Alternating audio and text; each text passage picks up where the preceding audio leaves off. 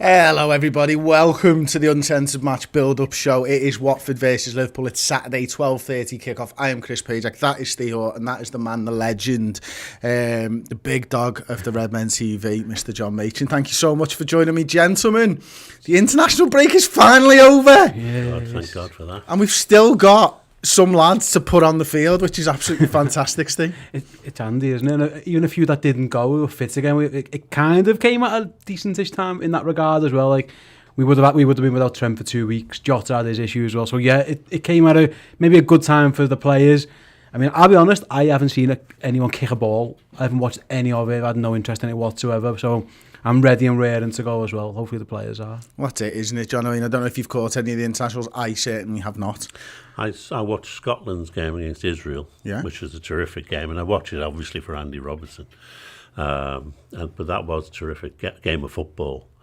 And I watched maybe half an hour of the England second game, which was tedious as hell. I mean, a clash with Bake Off, I think so. Only Bake one Off for me, like, you know what I mean? I watched it to see if Henderson would come on because I was praying he wouldn't. Yeah. Did he? He did for like the last 15 minutes. Listen, obviously Watford, new manager, John, Claudio Ranieri, the Tinker Man is back. What do you expect from Watford? 4-4-2. loves That's all he ever plays, isn't it? 4-4-2. Yeah, no, I mean, Watford are one of those sides you just never know, do you? They could get up and the crowd could get behind them and they could just generate a storm and we could end up 3-3, or, daft game like that. Been there, done that. Or the other hand, they might just lie down, but they've got the new manager bounce, haven't they? Which is a problem. Well, they're used to it. I don't know if it counts. It's like 7 in 5 years or something for Watford, isn't it? But they've finally got one who people know. Yeah, that's true. They've actually heard of him. And it wasn't Quique Sanchez-Flores for the 17th time and come back again. They're just nuts, aren't they? It's a crazy football side, but then I think it's 7 in 5 years. That's a lot of managers.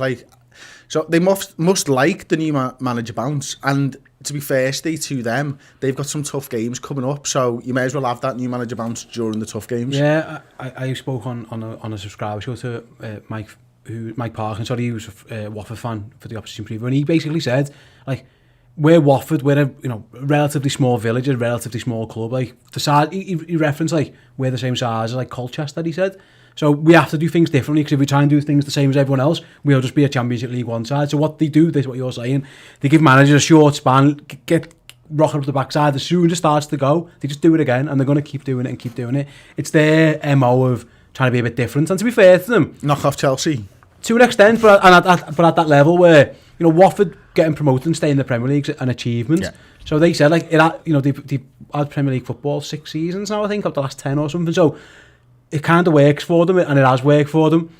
From a Liverpool point of view, it's difficult because they've had 7 games of watching Xisco Munoz's Watford, and now it's Claudio Ranieri's, and we don't know. You think you've got a rough idea what Claudio Ranieri does because he's kind of does the same thing as John referenced, but they have got the pacey lad up front, and they will do that, banks of 4 and try and spring him, and they can do it. And like I say, they were, I think, 7 points from 7 games, but they were probably teams that they should have beat. Yeah.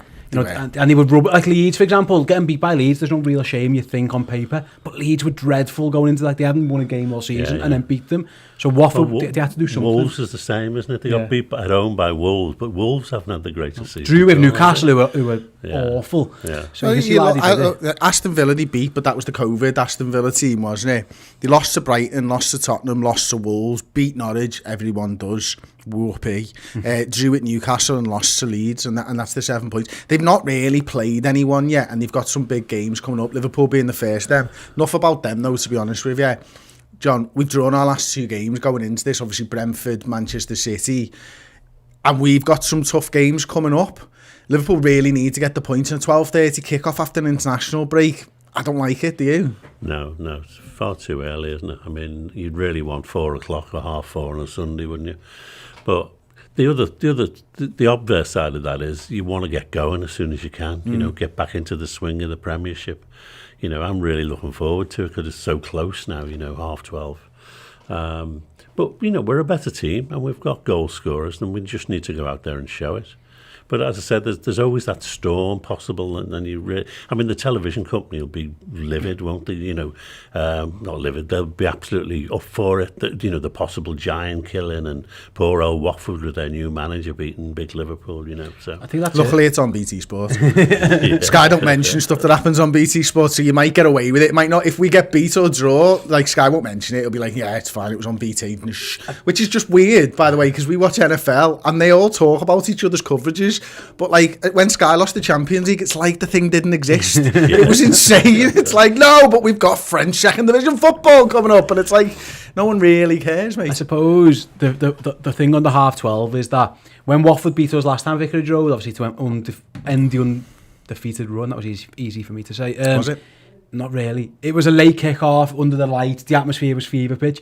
I hate going to Anfield at half-12 on a Saturday, and I just hope that affects their fans. You know what I mean? Like Vicarage Road, I've been both. I've been when it's like fever pitch and they've battered us, and I've been when we've just snotted them. It's been like a bit of a library, because as soon as Liverpool scored, it was like, oh, game over. I think that helps you. I think Liverpool got affected last time by the atmosphere in that game. The fact that they were fucking dreadful on the pitch as well didn't help things. That's the only positive of a half-12 when it's away, is that maybe the home fans are a little bit in a slumber as well, like we've been accused of in the past at Anfield. Well, except they've got a new manager and they're playing Liverpool. They've got this lovely tight little ground that generates, atmosphere and stuff, so it's a bit of a banana skin, but I mean, I take Klopp to out-fox Ranieri any day of the week, so. Yeah, that's it. I mean, look, how much is Ranieri going to have actually been able to implement at this stage?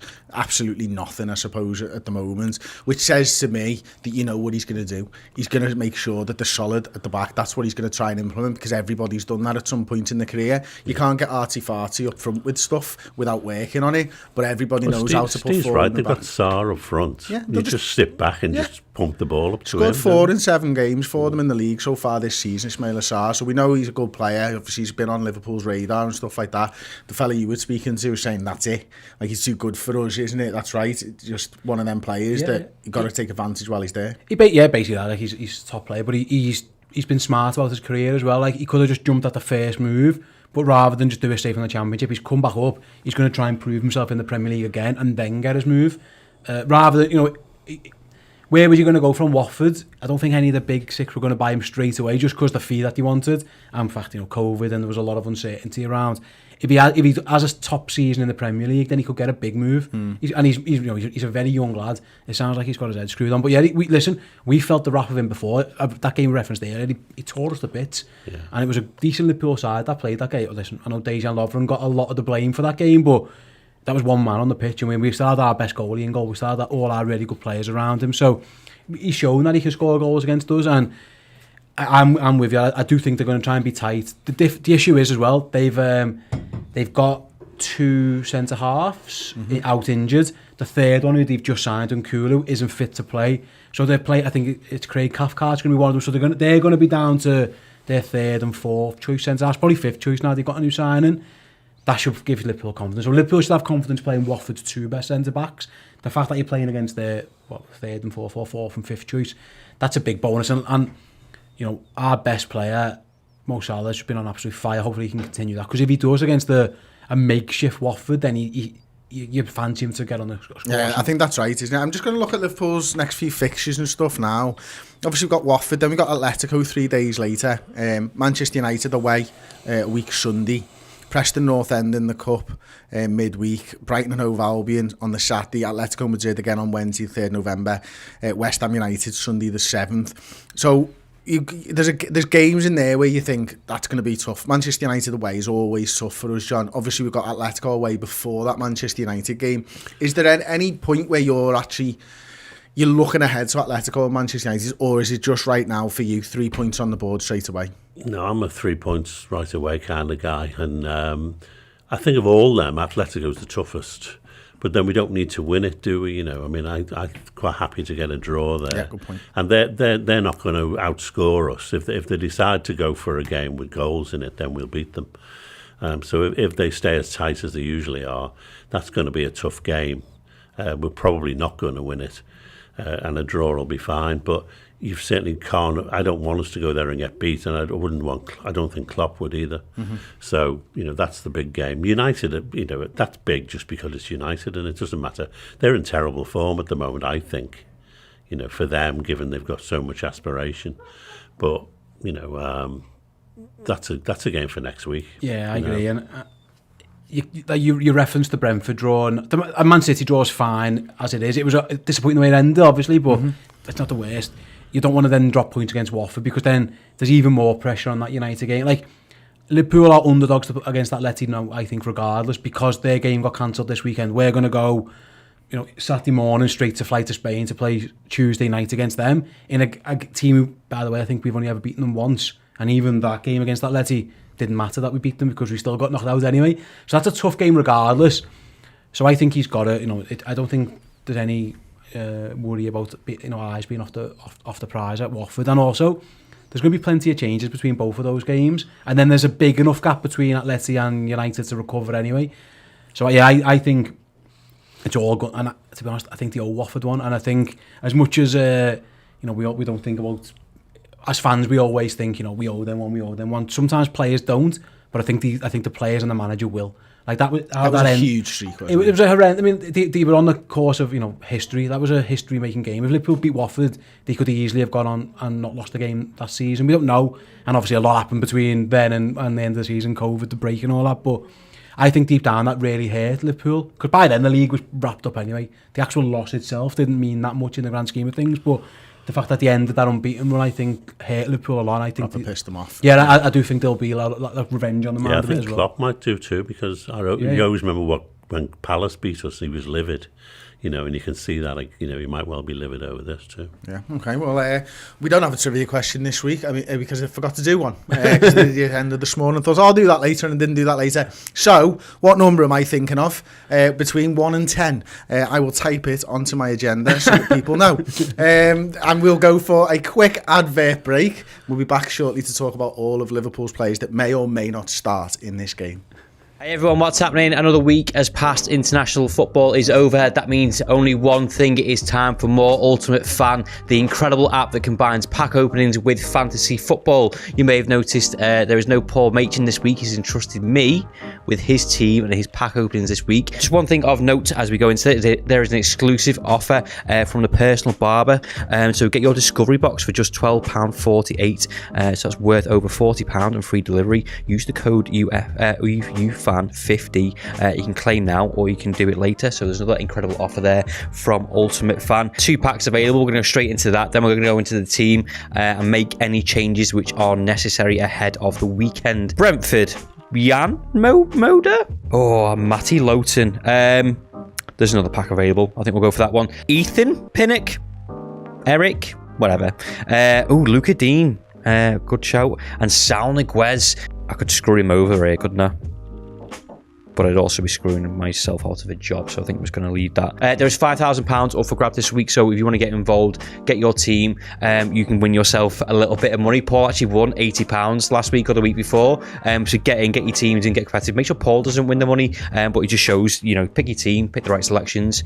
£80 for free work isn't a bad deal. Newcastle are playing Spurs on Sunday, so maybe if we swapped Jadon Sancho and took him out, and we'll put Son in, because I quite fancy Son to get a goal at the weekend. And then Newcastle are going to be buoyed from the weekend. Sadio Mane we could put in there instead. Fancy him to score. Jadon Sancho will take him off. Jamie Vardy will leave. And I've got choices of West Ham, Everton or Arsenal. For team names, obviously Paul picked Spain last week, as we covered in the international break. Let's go with Arsenal for the team. He probably won't forgive me for that, but he's not here, so it doesn't really matter. Okay, so we picked our team. The prize pool is £5,000. We can view the leaderboard for this week. International break, 25 points Paul got for that one. And let's see where he finished. He finished in 17,231. You see there, Jan 65 won £1,500. Isaac McHugh 750. Dan McQuaid 25 500. Andy 253 400. You can just see the list of names there. It really is worth it for free work, week in, week out. It's a bit of fun. You can trade your cards. You can play with your mates. You can be competitive and you can win yourself a little bit of money. Every week there's going to be a prize pool of money which you can win. Obviously last week it was 8,500 for the international break. This week it's £5,000. The link will be in the description at the bottom of the video. Show us your teams, tweet us at the Redmen TV, show us what team you've got, show us how you got on previous weeks, and show us how close you come to winning some money. Well, click the link in the description below, and good. Yes, welcome back. As an avid player of Ultimate Fan, I can strongly recommend it. In fact, I'm so bored of Paul beating me. I've joined Ultimate Fan Plus, so I'm getting those gold packs now, and I did this a couple of weeks ago, and my team is now absolutely superb as well. I've just picked up Liverpool, so I can play them as my team, but I need to transfer them in. So as it currently stands, I've got Chelsea, Virgil van Dijk, Bruno Fernandes and Andy Robertson, Bakary Saka, Mason Mount and Sadio Mane is my team. I'm coming for your son, John, and I'm going to beat him, and I'm going to win some bloody money, and I'm going to love it, and then I'm going to throw my phone in his face. I don't know why I'm going to throw my phone in his face, but I'm going to enjoy throwing my phone in his face. So just when he comes crying on the floor and breaks. You'll have the money to buy presented. Yeah, I'll have won the money. Thank you, Steve. I've never got there. No, it's boss. You need to play along. It's like packs and pack openings and fantasy footy all rolled into one. It really is good. Before we get into the Liverpool injury news and stuff like that, I've got some housekeeping to do. So first of all, Trig Josh, the man, the legend that is Trig Josh, has joined as a cult hero, and he's asked, "Hi Redmen, outside of technical ability and desire to win, what special qualities do owners look for in a prospective manager where supporters would consider them to be legendary / godlike?" That's a tough question. So John, man with a bit of experience, what are you looking for? God knows, you're just looking for God by the sound of that, isn't it? Sure, it's just trophies, isn't it? The son of God. No, you're looking for someone who's got a win percentage of like 50-60%. If you want to get really into it, like Klopp thinks 60%. It's not always perfect, that, because if you go to Paris Saint-Germain, your win percentage is about 80%, whether your team's any good or not. But that's normally a decent indicator. And as you say, trophies, competing at the top level, getting teams into the Champions League consistently, competing for the big titles. I remember when Liverpool were obviously looking to hire Jurgen Klopp, and it was probably in the supporters' minds, Ancelotti and Jurgen Klopp, and I was very much on the Ancelotti, not by far, but preferred the Ancelotti because of the trophies won. And that's an interesting point, because now I can look back in retrospect and go, look, Ancelotti didn't fit us as a man, whereas Klopp did fit us as a man. That's the one thing that you've not sort of mentioned there. He was perfect, wasn't he, for us? The other thing, of course, is that most teams are not looking at that. When we signed Brendan Rodgers, he hadn't won anything, but he was what the management thought was perfect for us at the time, and he was decent, gave us a good shot. A lot of it also becomes like fads. If a certain type of manager, the tiki-taka manager, if a certain manager does well, Roy Hodgson, someone also trying manager of the year, so we signed him as our manager. That didn't go well. It did not. But that's an interesting question. Actually, man's up, says Mutajid Al Buldak, who's been a member for 2 months. Thank you so much. Trig Josh again. Personal qualities, by the way, easy connection with fans club. Wish I'd have read that before, but we did get the fans in the club thing in there. Thank you. Robbie Brown sent us a super chat. Massive good luck to Kelleher this weekend. He has the ability, and more important, the temperament to handle the occasion. We'll answer this one in a minute. Jack Richardson is a cult hero. Thank you so much, mate, for joining as a cult hero. Trig Josh, think of the full presenting staff of RMTV. If you were on the weakest link regarding Liverpool, who would you gang up against and vote off? I think it's easy to say your son at this point, isn't it, John? Because he's not here. But we'll come back to Robbie Brown. Kelleher, he's talking about. And big congratulations to Colin H and Trig Josh, who both guessed that the number was 7 this week. You didn't even give me a chance. You said it off cam. I never. You did. Ask me now. What number am I now thinking about? 7. No. 6. Right.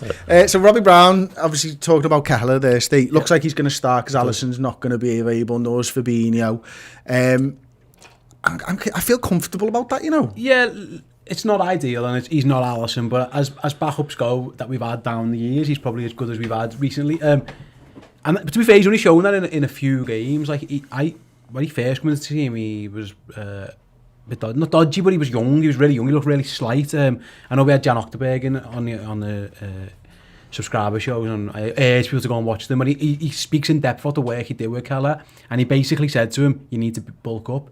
It was him and Gabara were on level, and he said to him, "Right, if we had to play Stoke tomorrow as his reference, I'd pick Gabara," and that just shows because he's toughened up. And to be fair, Kelleher, he looks broader in the shoulders, he looks bigger, he looks stronger. He's really good with his feet. He's always been that. Even from the second we saw him, he was amazing with his feet. But he was, he had that game against Villa, which did him no favours at all because he was playing against a fully men's team with essentially an under-21 side, and it didn't go well for him. But since then, he's really good. In the last game he played, he saves a pen. We can't do much more than that in the Norwich game. Really good. So I'm okay with it. I don't know how Watford are going to deal, are they going to have special plans for him? If it was Burnley, for example, you think, oh my God, they're going to hang the ball under him at every opportunity, and Chris Wood and Ashley Barnes are going to beat him up. I'm not sure Watford have got the players to do that, really. Again, we're long way from Troy Deeney leading the line. Yeah, Ismail Assar's not that type of player, really. I don't even know that he's quite that weak. I mean, I judge it by two things. One is I'm not nervous when he's on the pitch. Yep. And when you like Adrian, I'm now nervous when he's on the pitch. And some goalkeepers we've had in the past, I've been nervous, not Loads just Karius, but loads of them. And the other one is, as was mentioned in the question, he's got a really good temperament. He's not bothered if a ball goes in the net. He just gets on, he gets up and gets on with the play. He's just really calm, and that's what you need as a keeper. You can see his work with Alisson, I think. I think you can see the Alisson influence on him. Just certain movements and certain things he does. Maybe that's the John Achterberg coaching him as well, but you can see that there are certain passes that he looks to play. He is almost Alisson light, you know what I mean? Like they're very similar, and that's what we've always wanted. It used to be our goalies were always chalk and cheese, so we're picking Karius over Mignolet because Karius can kick it and Mignolet can't, but then Karius couldn't save it, but then Mignolet could, and it was always a mishmash. Now Alisson and Adrian exactly the same. Just different fellas, yeah. Now these Liverpool don't have to change with Kelleher going. I think that's the main thing. The defensive line is at the same place, isn't it? It's hard because Kelleher controls his area really well. And the passes that he can play, he can start the attacks just as Alisson does and stuff like that. So yeah, it's not ideal, and I think it's nonsense the fact that these games were scheduled when they were.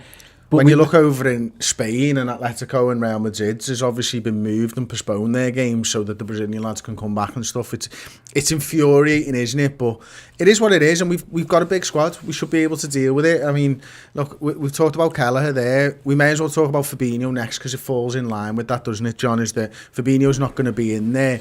I suppose the question is, who's your number 6 in this game? Because there's options there, isn't there? Even with the injuries that we've got. I mean, I would think it would probably be Henderson, but yeah, there are options, and it's probably not the game where you're going to be desperate for Fabinho. And at the end of the day, you can't play every game, So missing out on one's probably not going to do him any harm at all. Ahead of Atletico, that's probably a better game for him to play in for my heart. Play at Atletico. So yeah, we'll get by. I don't think it's a major problem. Yeah, this moment. I don't know. Milner, maybe? No. Well, there's the thing, and the Milner thing.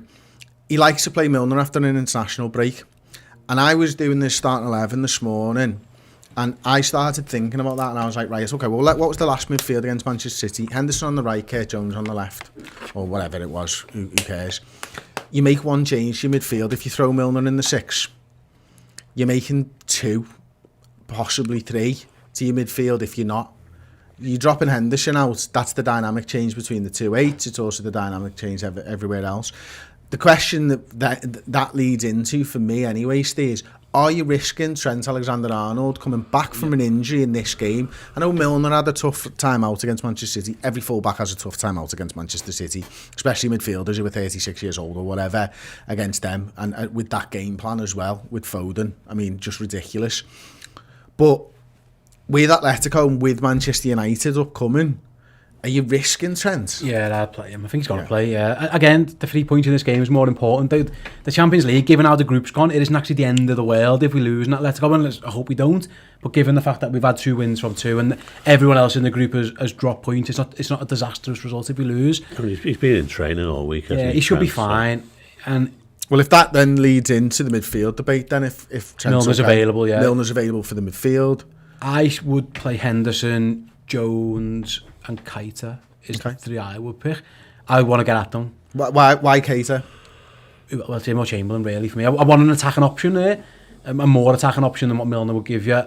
Milner's always a good sub to bring on if you need him to as well. I want to go at them and get them early. Like I say, the longer that game's close, the more it suits Watford. Liverpool's best chance of winning that game is just go and steamroll them early, catch them cold almost. A new manager where they might not be 100% sure what they're doing, and can you land a few blows early?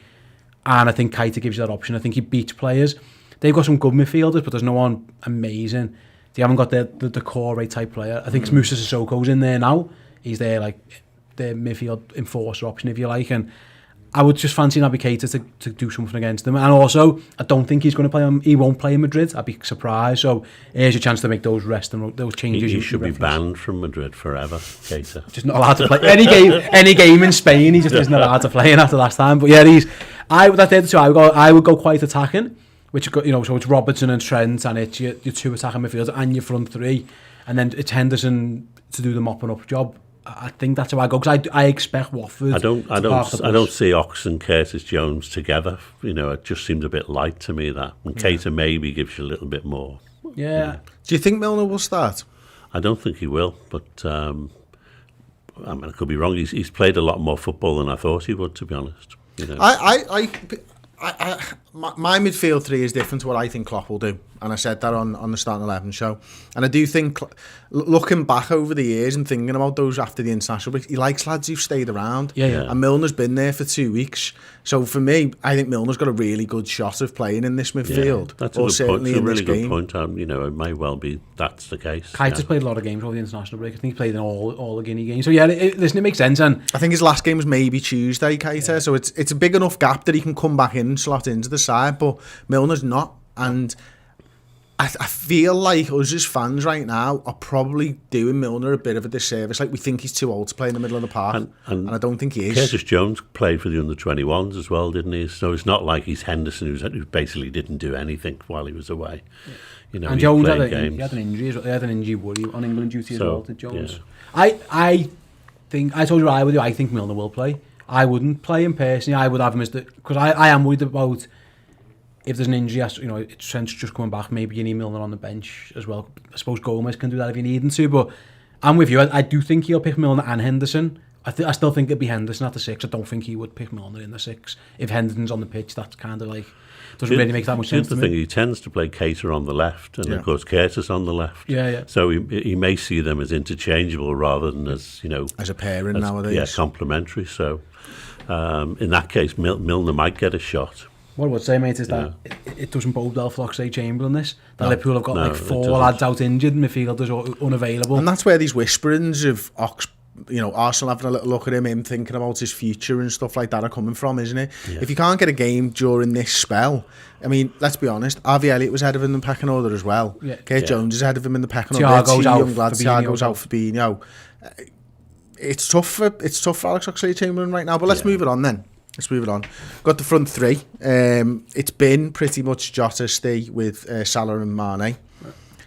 Firmino's got an opportunity, I think, in this game to get the start because of Jota's, what was it again? It was a tight hamstring or something that he felt? Fatigued hamstring, yeah. So yeah, I agree. It's going to be Firmino, isn't it? It's going to be Firmino up front, Salah and Mane. And yeah, listen, if you're Bobby Firmino, you referenced there about people who haven't been away. Well, he didn't go away. He should take that personally. Brazil didn't want him, didn't pick him.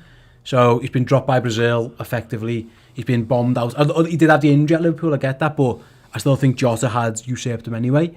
Here's your chance. Go and get yourself. It's the chance he's been waiting for, John, isn't it? He's had little goes, hasn't he? When he's come on as sub, he's looked very good. He's scored. He's got people involved in the game, which is what he does.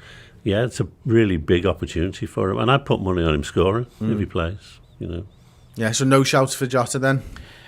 If everyone was fit, Jota starts for me now. I think he's first choice number 9 or de facto striker, whatever you call it. But now, given that he hasn't trained all week with Portugal either, as we speak, his first training sessions today.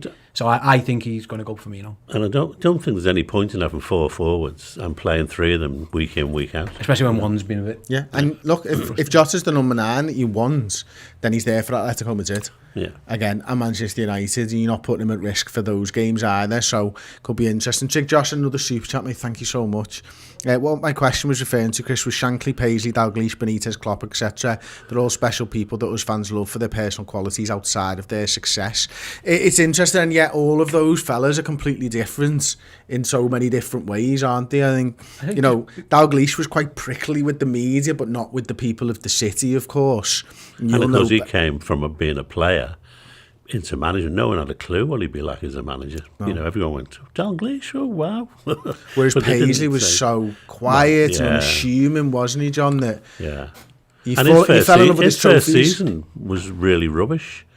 And, you know, everyone was thinking, oh, God, Shankly's really miss him, you know. And then at the next season, well, we started off on that really brilliant run where we couldn't stop winning trophies.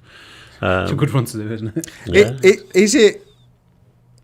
Is it obtuse of me to maybe suggest that we fall in love with them, whatever their personality, because they win trophies? Well, you do fall in love with them if they win trophies, but, you know, sometimes you're not winning trophies, but, you know, you don't dismiss them. I mean, people got to dislike Souness very much, but loved Roy Evans. And you can't say one was particularly more successful than the other. I mean, there was an FA Cup final in Sunderland for Souness, and maybe the Coca-Cola Cup final in '95, wasn't it? For, I think being a nice fella helps. I genuinely like. I think we deify Liverpool managers, whatever their personality, and there is a point where you go, enough's enough, Roy Hodgson, we're not doing that with you. But isn't that the case? If you say, well, haven't they all been great, or don't we like them all? And the one who stands out is Hodgson, and we all knew he was the wrong manager for us. True. We didn't want him in the first place. Yeah. It is hard to put your finger on what connects you, but like I say, first of all, winning helps. But I think being honest, being a good person, like you can kind of get that vibe anyway, just from hearing a fella speak or the actions that they take. Like no one really. We'd never love Mourinho if he was our manager. No, exactly, and he would never have done if we got him early enough. You know, maybe from Porto. Yeah. If we got him early enough, I think, and he started winning trophies for us, I think we would have loved him. Like we never really fell in love with Brendan Rodgers, did we? Even though, and we were good. We nearly won our first league title in a long time under him, but we never really liked's not the wrong way, but he was never like in that category. You know what I mean? And he could have won the Premier League. He was a kick away from winning the Premier League, and we never really got it. I think sometimes it's just a connection with the people, and it's hard to really put your finger on. Okay, got some other fixtures to go through then. Obviously Liverpool are the first game of the weekend's fixtures, 12:30 versus Watford. We got Aston Villa, Wolverhampton Wanderers, Leicester against Manchester United. Obviously Leicester that had a little bit of a struggle scoring goals and stuff like that. How do you think this one will go, Steve? Man United haven't been I've done reference before actually again. Haven't been brilliant recently, and they've got their own centre back issues now. Just tell them you've got to get on with it, lads. Injuries happen, you've got to get on with it. That's what we were told last year. So fill your boots of Harry Maguire and Varane aren't playing. You'll have to settle for your other £230 million centre halves. If this was any other Leicester team, like you'd really fancy, but they have been poor this season. Leicester have not been impressive at all. But they have got a goal in them. You would say that, even though I know that's mad because they've struggled to score goals, they've got goal scorers in the team still. That's a tough game for United anyway. But you know, in tight games, Ronaldo, you just think he's going to do something that'll just nick a win or do something, just the ball will fall to him and he scores because that's what he does. But that's a tough game for United. They're generally better away from home anyway, United, so they're a tough side to beat away from home. But you know, Leicester have apparently going to have Evans back, which will maybe make their defence a lot more stable and let their forwards run a bit better. You know, but it's an interesting game, that one. Yeah, I'm going to go Leicester win, Matt, and it's not just hope. It's expectation. Next couple of fixtures then. Obviously we've got Norwich, Brighton and Hove Albion, Southampton, Leeds United. Couldn't care less about either of them if I'm perfectly honest. Manchester City, Burnley. 7-0 to Manchester City. You think? Burnley just go to City and just get their bellies tickled. They do. Yeah, they do. They lie on their back. And they're okay for 5 minutes and then it all falls apart. 7-0 for City. See, I think 5. I'm not going as far as 7. Yeah. And Manchester City get the goal difference up once again. And Brentford-Chelsea is the 5:30 kick-off. That, for me, is a really interesting game because Brentford have bloodied a couple of noses so far this season, John. Yeah. That could be a shock result, I think. Yeah, absolutely. I mean, their forwards are so fast and tricky. Very talented. I don't know where they find them from because this is like the third bunch of really good forwards they've had over the last few years. And Chelsea, I don't know, a little vulnerable at the moment. Not quite what they were, a month ago. So yeah, I think that's a good shout. It might put our result into perspective at Brentford. You know what I mean? If Brentford play as well as they did against us and do something, then a point might look a little bit better than it did.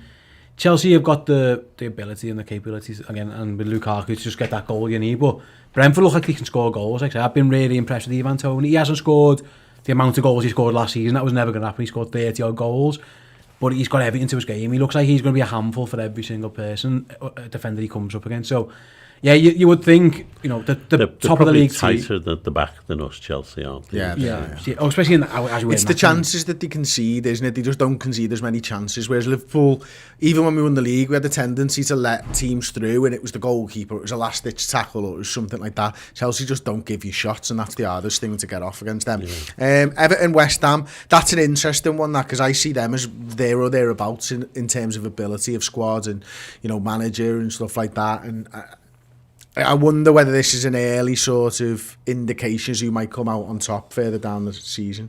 Yeah, listen, Everton should be favourites going into that game, really, shouldn't they, given the record they've had this season and how they've done well. We know Benitez, give Benitez 2 weeks to prepare for the team. He'll have scouted West Ham to the millionth degree and he'll have something lined up for them. Again, he'll have all the Everton games on DVD there on tape there as well. From Moyes, because Moyes hasn't changed his tactics, has he? You know what I mean? He's just got Antonio up front now. That helps. Everton's issues, again, that striker's an issue for Everton. I'm not sure where Calvert-Lewin's at. Rondon was dreadful. Is dreadful. He's been a rent. Don't give him a get out with was. He is and always has been. Yeah, fair enough. He has. You're right. So that's a good game. I think that's actually a very good game to watch. Yeah, could be. Two decent sides. They're both pretenders, aren't they, to the top four? They're in that group of teams, challenging just underneath. And West Ham fallen off a little bit, but they've got some decent players. But Everton are going to be up for it. The crowd are going to be buzzing, aren't they? I bump into Evertonians now and again.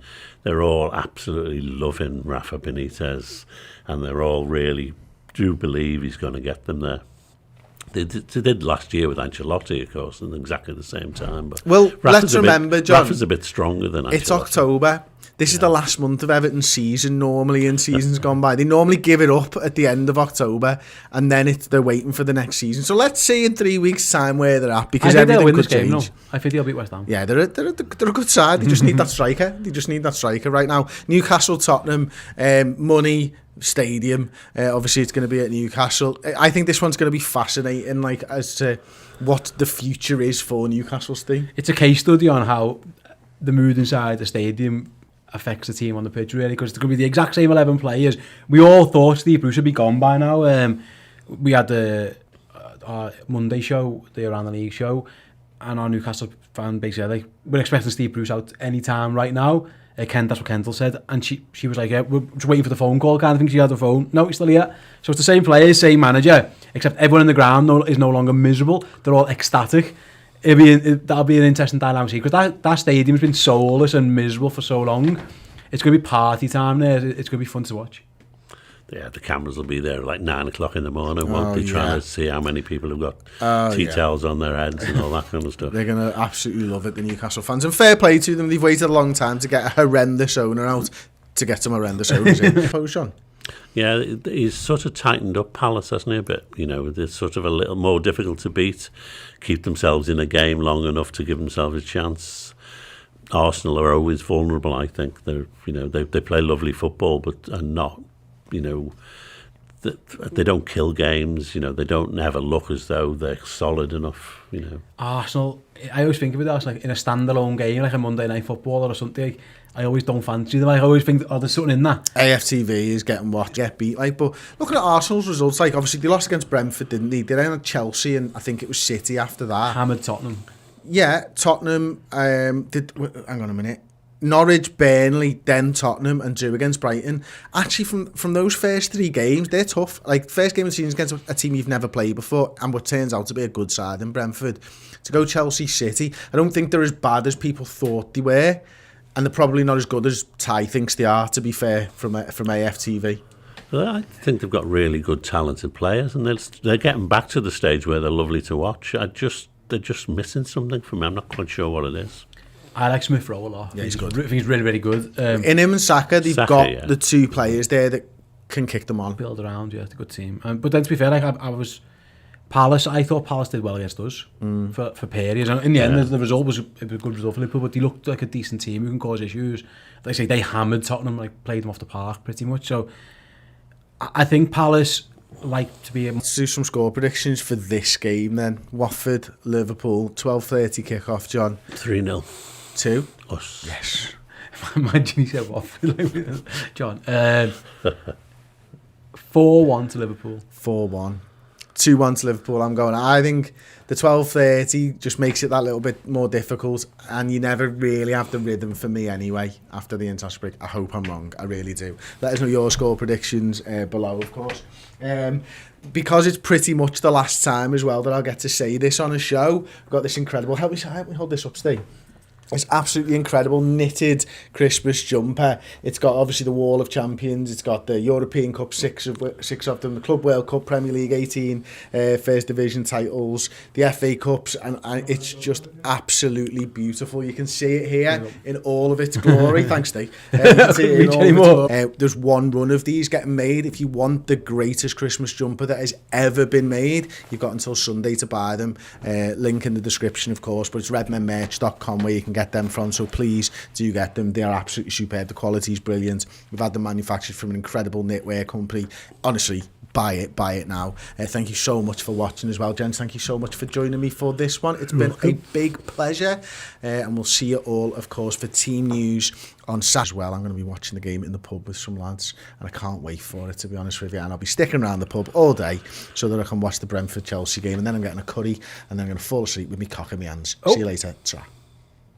Thanks so much for checking out the show this week. If you haven't subscribed to the YouTube channel, then do. But if you want more from us, extra Redmen shows, then go to the redmentv.com. You can support the channel at 2 levels, by Club Captain or Club Legend tier. Both get you a full suite of Liverpool-related content, extra Redmen shows, documentaries, features, and world-exclusive interviews. And Club Legends get their names here and on the end of those videos, and free merchandise as well. Perfect time to sign up on the redmentv.com.